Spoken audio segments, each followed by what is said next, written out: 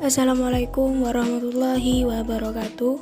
Perkenalkan, nama saya Laili Kamilatul Hasanah dan rekan saya Darus Syafaat. Kami dari kelompok 1 akan mempersembahkan presentasi yang berjudul Kerangka Berpikir Aliran-aliran Ilmu Kalam.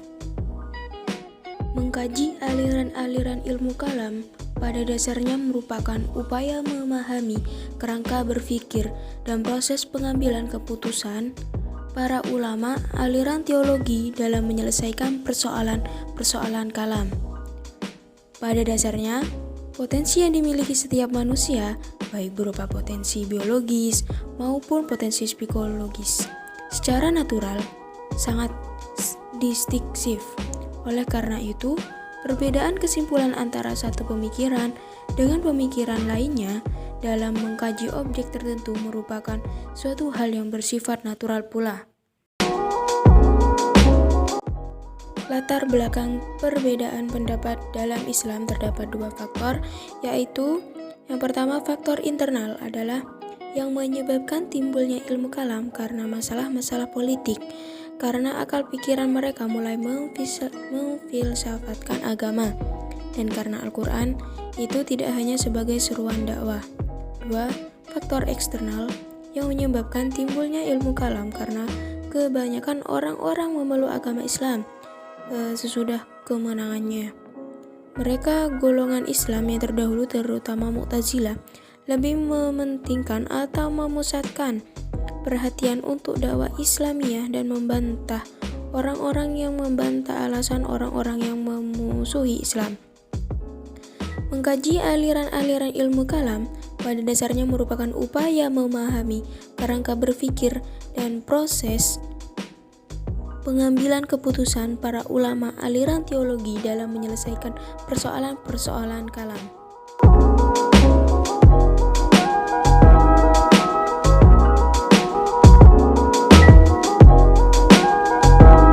Metode rasional memiliki prinsip-prinsip sebagai berikut. 1. Hanya terikat pada dogma-dogma yang dengan jelas dan tegas disebut dengan Al-Quran dan hadis Nabi, yaitu ayat yang qaid atau teks yang tidak diinterpretasi lagi pada arti lain selain arti harfiahnya. 2. Memberikan kebebasan kepada manusia dalam berbuat dan berkehendak serta memberikan daya yang kuat pada akal.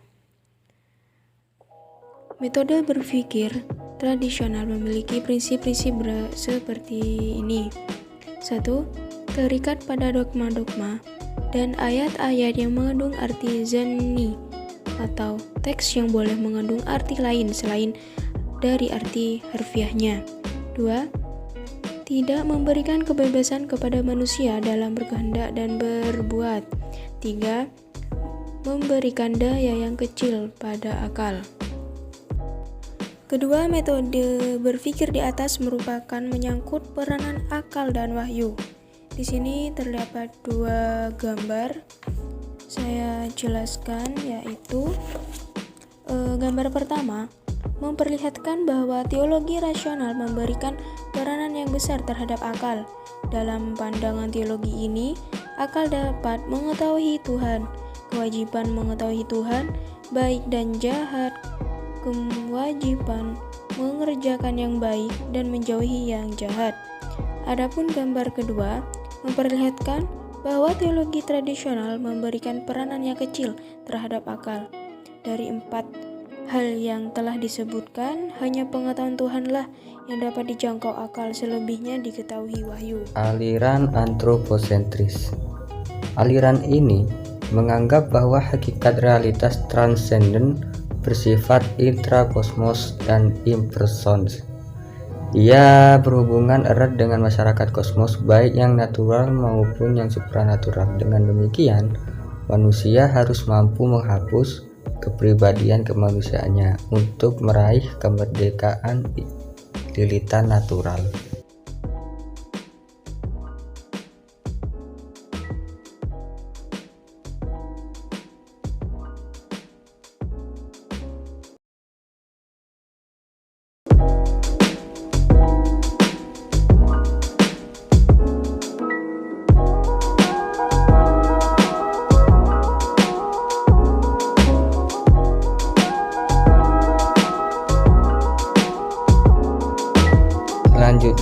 teologi teosentris.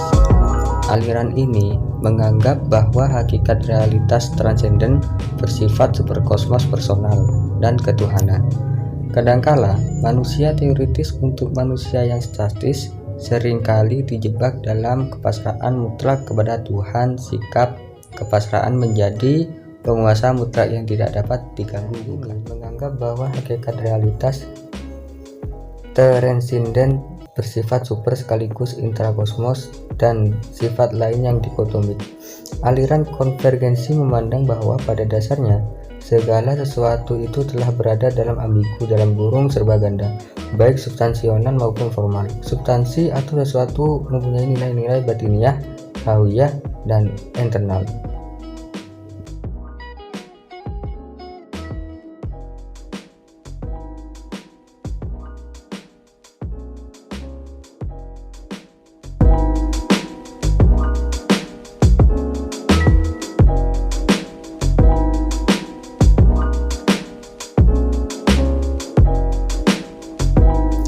Yang terakhir, aliran nihilis. Aliran ini menganggap bahwa hakikat realitas transendental hanyalah ilus. Aliran ini pun menolak Tuhan yang mutlak, tetapi menerima berbagai variasi Tuhan kosmos. Manusia hanyalah bintik kecil dari aktivitas mekanisme dalam suatu masyarakat yang serba kebetulan.